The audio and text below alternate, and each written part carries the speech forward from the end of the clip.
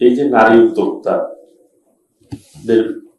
আজকে অনেক বেশি অংশগ্রহণ দেখছি সব ক্ষেত্রে, শুধু দুগ্ধ খামারিতে কিন্তু না, ইদানিং সব ক্ষেত্রেই দেখছি নারীদের কিন্তু অংশগ্রহণ অনেক বেশি। এটি অত্যন্ত সমাজের জন্য আশাব্যঞ্জক ব্যাপার।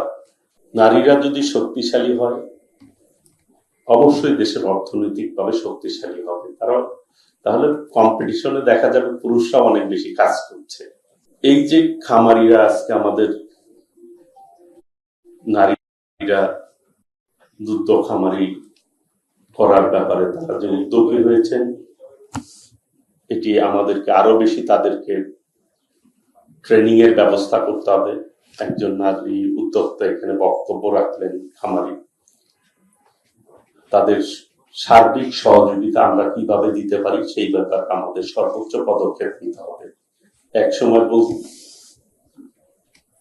বলা হতো যে মাছে ভাতে বাঙালি, একটি স্লোগান ছিল, আমার সন্তান দুধে ভাতে বেড়ে উঠুক। কাজেই এই দুধ উৎপাদনে যাতে আমাদের চাহিদা অনুযায়ী, এখন আমরা কিছুটা পিছিয়ে রয়েছি।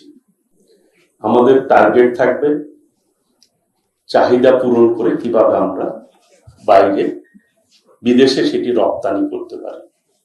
কারণ আমরা অনেক দুধ জাতীয় পণ্য আমরা কিন্তু নিজেরা আমদানি করি।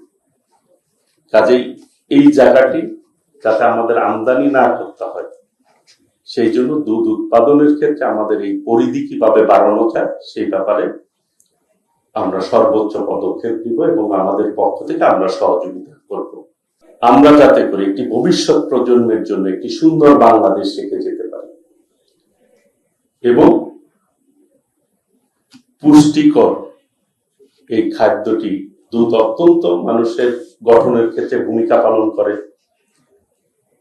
এটি যদি আমরা সঠিকভাবে বাচ্চাদের বিল্ড আপের ক্ষেত্রে আমরা কাজে লাগাতে পারি, অবশ্যই বাংলাদেশের মানুষ কিন্তু উত্তম।